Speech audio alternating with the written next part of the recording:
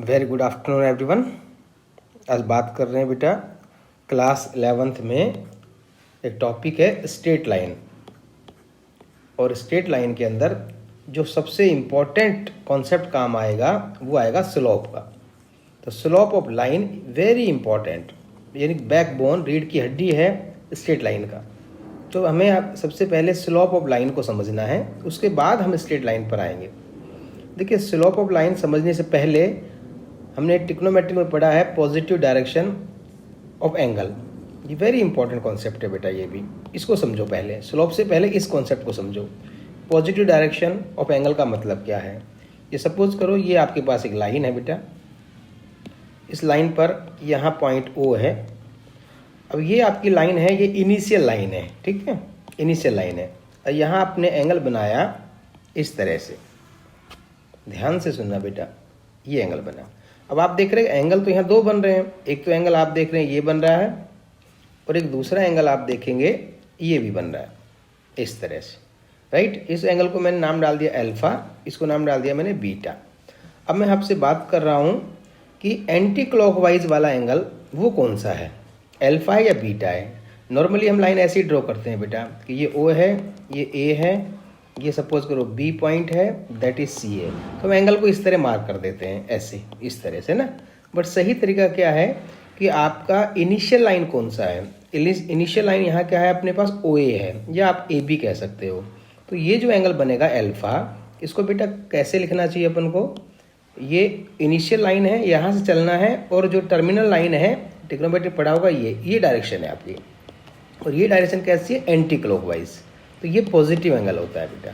और अगर आपने ये जो एंगल दे रखा है बीटा वाला एंगल, ये बीटा है, इसको अगर आपको मार्क करना है तो आपको ऐसे करना चाहिए, सर ये इनिशियल लाइन है तो ये इस तरह से एंगल होकर ये डायरेक्शन होगी, ये क्लॉकवाइज है, ये माइनस एंगल आएगा बेटा, नेगेटिव एंगल आएगा। लेकिन स्लोप जब आप निकालेंगे तो आपको कौन सा एंगल लेना है, एंटी क्लॉकवाइज, यानी कि पॉजिटिव डायरेक्शन, ये वाला एंगल। क्लियर बेटा, समझ में आ गया। चलिए, जब ये समझ में आ गया तो अब आगे बढ़ते हैं स्लोप ऑफ लाइन एक्चुअल में होता क्या है। देखो, स्लोप का हिंदी में कहते हैं ढाल, यानी कि झुकाव,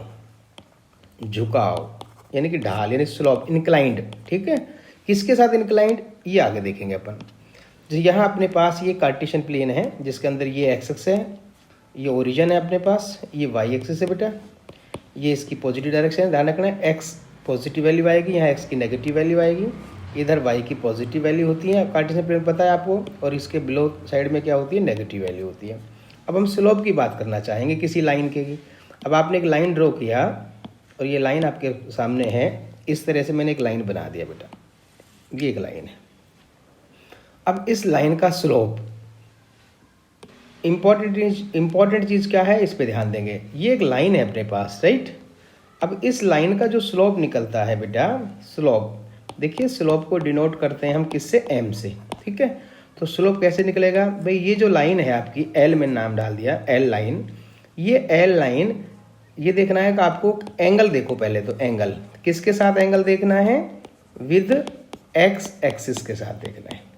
और x एक्सिस के साथ भी कौन सा देखना है बेटा, पॉजिटिव डायरेक्शन वाला देखना है, पॉजिटिव डायरेक्शन। पॉजिटिव डायरेक्शन का मतलब एंटी क्लॉकवाइज।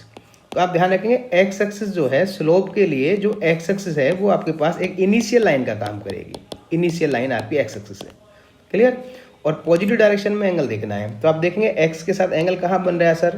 तो अगर आप मार्क करेंगे नॉर्मल वे में तो ऐसे मार्क करते हैं हम, ऐसे ही कि सर ये एंगल है आपका, अल्फा नाम डाल दिया, इसको मैंने बीटा डाल दिया। सर एक्स के साथ ये दो एंगल बन रहे हैं, लेकिन स्लोप के लिए कौन सा एंगल काम आएगा, क्या बताया मैंने, विद एक्सिस मतलब इनिशियल लाइन। पॉजिटिव डायरेक्शन में कौन सा है, तो बेटा इनिशियल लाइन आपकी ये है, तो इसका पॉजिटिव डायरेक्शन होता है एंटी क्लॉकवाइज। कौन सा, एंटी क्लॉकवाइज, एंटी क्लॉकवाइज। तो एंटी क्लॉकवाइज मतलब घड़ी की विपरीत दिशा में। तो आप देखेंगे कि घड़ी जो है इस तरह घूमती है, तो एंटी क्लॉकवाइज ये डायरेक्शन होगी। तो ये आपको मार्क करना पड़ेगा, ये एंगल। तो स्लोप के लिए बीटा काम नहीं आएगा बेटा, अल्फा काम आएगा। इस अल्फा का हम टेंजेंट ले लेंगे, यही आपका स्लोप होगा, राइट। स्लोप होगा, यानी स्लोप m क्या हो गया, m is equal to tan alpha, right. अगर आपने इसको थीटा लिखा तो फिर आपका m क्या हो जाएगा, m is equal to sir tan theta हो जाएगा। और जो टेंजेंट की वैल्यू होगी इस एंगल की, वही उसका स्लोप होगा। ये इसका एक रास्ता है, जब आपके पास कोई लाइन x के साथ एंगल बना रही हो तब आपको स्लोप फाइंड करना है। मे बी आपके पास क्वेश्चन में ऐसा लिखा होगा कि लाइन x के साथ नहीं y के साथ एंगल बना रही होगी, तो उस पोजीशन में हमें क्या करना है, देखिएगा ये आपके पास XY 2D में एक कार्टेशियन प्लेन है। अब कोई लाइन आपने ड्रॉ की, सपोज करो वो लाइन आपके पास कहीं से भी जा सकती है बेटा, इस तरह से लाइन चली, क्लियर, ये लाइन है। अब आपको क्वेश्चन में हो सकता है ऐसा दे रखा हो कि भाई y के साथ जो एंगल है, ये वाला एंगल ये दे दिया उन्होंने क्वेश्चन में 60 डिग्री। अब पूछेगा स्लोप बताइए, तो बेटा स्लोप तो y के साथ एंगल नहीं देखना है, स्लोप के लिए तो हमें x के साथ एंगल देखना है, वो भी पॉजिटिव डायरेक्शन में। तो सर पॉजिटिव डायरेक्शन में ये एंगल बन रहा है, तो आपको ये एंगल चाहिए। अब हमें ये 60 दे रखा है, चाहिए आपको ये थीटा, मान लिया मैंने ये वैल्यू, तो इसको कैसे निकालेंगे भाई, बिल्कुल सिंपल है भाई, ज्योमेट्री की नॉलेज आपके पास कि सर अगर ये 60 डिग्री है तो वर्टिकल अपोजिट से ये भी 60 होगा, और ये कितना है सर 90 डिग्री है, क्योंकि वर्टिकल लाइन है x और y ओ एक्स डैश ओ एक्स और y डैश ओ वाई, ये आपस में परपेंडिकुलर होती हैं। सर ये 90 डिग्री होगा, ये एंगल ये 90, तो ये कितना होगा भाई, सर ये तीनों एंगल का सम जो है 180 डिग्री होता है, तो डेफिनेटली ये एंगल कितना डिग्री होगा, 30 डिग्री होगा। तो थीटा कितना आ गया आपका 30 डिग्री। तो इसका स्लोप क्या होगा इस लाइन एल का, tan 60 नहीं होगा बेटा, वो स्लोप को m से दिखाएंगे और उसका tan किसका लेंगे, जो x के साथ पॉजिटिव डायरेक्शन बना रहा है, tan 30 डिग्री होगा। अब tan 30 की वैल्यू लिख देंगे 1/√3, तो इस लाइन का स्लोप बेटा 1/√3 होगा। इंपॉर्टेंट कॉन्सेप्ट है, इस पर जरूर ध्यान देंगे। क्लियर है, आगे चलते हैं। और क्या फॉर्म आ सकती है स्लोप की, ऐसा भी हो सकता है, सपोज करो ये आपके पास एक कार्टेशियन प्लेन है बेटा XY 2D में, यहाँ पर आपने कोई लाइन ड्रॉ कर दी, सपोज करो ये लाइन है। अब इस लाइन का स्लोप निकालना है। अब यहाँ स्लोप तो सर ये होता है, ये वाला थीटा। अब यहाँ आपको एंगल गिवन नहीं है, और एंगल गिवन नहीं है, इसकी जगह आपको क्या दे दिया, 2 पॉइंट्स दे दिया जहाँ से ये लाइन पास हो रही है। एक पॉइंट ये हो गया, एक पॉइंट ये हो गया, और गिवन है भाई ये पॉइंट है आपका x1 y1 और ये दूसरा पॉइंट है x2 एंड y2। और अब पूछा गया आपसे कि find the slope of the line. तो देखो हमें तो एंगल पता है, इसका ये वाला पता है, सर ये स्लोप होता है, इसका टेंजेंट लेंगे वो स्लोप होगा, तो इसका स्लोप कैसे निकालेंगे। तो बेटा इसका सीधा सीधा एक फॉर्मूला होता है, कैसे आया उसको ड्राइव करेंगे अभी, कि सर m इजकल टू, अगर 2 पॉइंट से लाइन पास हो रही है तो इसका मतलब स्लोप निकालने का फॉर्मूला बनेगा बेटा y2 माइनस y1, यानी कि y के जो इनके कोऑर्डिनेट है उनका difference upon x2 minus x1, ये स्लोप निकलेगा। क्लियर, बदल गई फॉर्म। कैसे आया भाई, देखिए यहाँ से आप एक लाइन परपेंडिकुलर ड्रॉ करेंगे, सेम वही चीज़ें हैं, बस इसकी लैंग्वेज चेंज हो गई है बेटा। ये परपेंडिकुलर ड्रॉ कर लिया आपने, ये परपेंडिकुलर राइट। यहाँ पर आपने एक लाइन OX के, ये ओरिजिन है आपका, इसके पैरेलल आपने एक लाइन ड्रॉ कर ली, ये O है, इसके पैरेलल आपने एक लाइन ड्रॉ कर ली, ये पैरेलल है। ध्यान देना ये दोनों लाइन पैरेलल है। अगर ये पैरेलल है तो देखो इसको एक बार एक्सटेंड करते हैं इस तरह से, ये देखो, तो ये जो लाइन है ये दोनों पैरेलल है, तो ये एंगल और ये एंगल सेम होगा, करस्पॉन्डिंग एंगल, तो ये भी क्या बनेगा, थीटा बन जाएगा। क्लियर है। अब हमें थीटा का टेंजेंट लेना है, तो ये फिगर में आप नाम डाल देते हैं हम, ये A पॉइंट हो गया बेटा, ये B हो गया, ये C हो गया, ये D हो गया, ये E हो गया। तो स्लोप तो सर थीटा का टेंजेंट लेना होता है, तो m इजकल टू क्या हो गया भाई, tan थीटा लो। अब यहाँ से tan की वैल्यू निकालेंगे, तो tan थीटा में ये आपका थीटा है, तो फॉर्मूला होता है सर परपेंडिकुलर बाई बेस।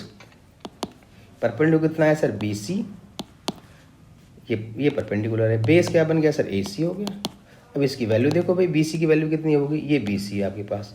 तो आप ध्यान देंगे कि ये जो पॉइंट है आपके पास, ये x2 y2 है, इसका मतलब ये हुआ कि ये जो डिस्टेंस है आपकी ओरिजिन से, ये ध्यान रखना है, ये जो वैल्यू है ये, इसको अपन इस तरह देखेंगे, ये वैल्यू तो आपकी x2 हो जाएगी, और ये जो वैल्यू है ये इसके इक्वल आ रही है पूरी कंप्लीट, ये आपकी वैल्यू कितनी हो जाएगी, y2 हो जाएगी।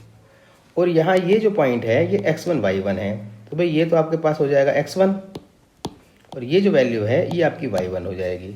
इसका मतलब ये आपका y1 है, ये कंप्लीट वैल्यू आपकी y2 है। तो आपके पास क्या बच गया बेटा, ये जो वैल्यू है ये वाली BC, ये होगी sir y2 minus y1। Same ऐसे ही भाई ये कंप्लीट लेंथ यहाँ से लेकर यहाँ तक की जो लेंथ है ये सर x2 है, और ये जो लेंथ है ये वाली, ये किसके इक्वल है, x1 के इक्वल है, ये x1 है। तो ये बची हुई लेंथ क्या होगी, इसके इक्वल होगी, दोनों इक्वल होगा। तो ये बची हुई लेंथ कितनी है sir, x2 minus x1, this is also x2 minus x1। तो ये क्या बन जाएगा, BC हो जाएगा आपका y2 माइनस y1 और AC क्या हो जाएगा अपने पास x2 माइनस x1। ये आपका slope of the line when 2 points are given on the line. देखो ये स्लोप है, राइट है। अब तीसरी फॉर्म में क्या होगा, बहुत ही इंपॉर्टेंट है बेटा स्लोप को समझना। पहली फॉर्म क्या बताइए, जब एंगल आपको गिवन है, ठीक है। सेकंड फॉर्म क्या बताइए, एंगल गिवन नहीं है, 2 पॉइंट से लाइन पास हो रही है, तो हम स्लोप कैसे निकालेंगे। थर्ड कॉन्सेप्ट है, सपोज करो आपको लाइन ही गिवन है, एक लाइन गिवन है ये लाइन, अब पूछ रहा है इसका स्लोप बताइए। तो इसका स्लोप हम अलग अलग तरीके से निकाल सकते हैं। फर्स्ट मेथड क्या है भाई, इस लाइन पर हम कोई भी 2 पॉइंट लेट कर लेंगे और 2 पॉइंट फॉर्मूला यूज़ कर देंगे सर। पहला मेथड तो ये है सिंपल, जो पीछे पढ़ा था भाई, यहाँ 2 पॉइंट लेट कर निकाल लेते हैं लाइन पर। x की वैल्यू 0 रख दी मैंने, ये 0 हो गया, तो y कितना हो गया 2, y की वैल्यू 0 लेट किया तो x वैल्यू कितनी होगी 3 हो गया। तो हमारे पास 2 पॉइंट्स हो गया, 0 2 एक पॉइंट हो गया और एक पॉइंट 3,0 हो गया सर। अब 2 पॉइंट से स्लोप निकाल दिया, m इजिकल टू y2 कितना है सर 0, y1 कितना है 2, x2 कितना है 3, x1 0 कितना आया -2/3। ये इस लाइन का स्लोप हो गया। एक रास्ता ये है। अब इसी को हम दूसरे रास्ते से भी निकाल सकते हैं बेटा। जर्नल इक्वेशन ऑफ लाइन देखो करो, जर्नल इक्वेशन ऑफ लाइन होती है ax plus by plus c equal to 0। ये जर्नल फॉर्म होती है लाइन की। तो अगर इस इक्वेशन को लिखना चाहें तो क्या बनेगा, 2x plus 3y minus 6 equal to 0। तो इसका स्लोप क्या बनेगा फिर, m इजिकल टू, फिर नया फॉर्मूला ध्यान रखना, minus coefficient of x upon coefficient of y। तो देखिए माइनस का साइन, कोफिशिएंट ऑफ x कितना है सर 2, कोफिशिएंट ऑफ y कितना है सर +3, यानी कि बाई 3 हो जाएगा, यानी क्या आ गया स्लोप -2/3। ये देखो -2/3 आ रहा है। तो हम स्लोप इस तरह 2 पॉइंट निकाल कर भी कर सकते हैं, या डायरेक्ट अगर जनरल फॉर्म में है इक्वेशन तो ये फॉर्मूला ध्यान रख लेंगे। क्लियर है। एक तीसरा और है इसमें, देखो अगर बाय द वे ये लाइन आपकी लिखी हुई है सेम और इसका स्लोप चाहिए तो तीसरा मेथड और है, इक्वल टू 6 ये। अब इस लाइन को आप क्या कर लें, ये जो लाइन लिखी है इसे y को इन टर्म्स ऑफ x लिख लो, इन टर्म्स ऑफ x। ये दूसरा तरीका है, y in terms of x, मतलब y को इन टर्म्स ऑफ x का मतलब है कि y वाला को इधर रखो लेफ्ट में, बाकी ट्रांसपोज करो, ये रहा। तो ओनली y रखना है आपको, यहाँ 3 हटाओ, 3 से डिवाइड कर दीजिए, अपन डिवाइड कर देंगे, ये हो गया। तो ये हो गया y is equal to -2/3x plus 2। इसे कहते हैं y in terms of x। तो इस पोजीशन में जो स्लोप निकलेगा वो डायरेक्ट ले सकते हो, जो x का कोफिशिएंट आएगा that is the slope of the line, यानी m इजिकल टू -2/3। ये स्लोप हो गया, देखो सेम ही आया है। ओके बाय बाय, फिर मिलते हैं आगे। ओके बेटा बाय।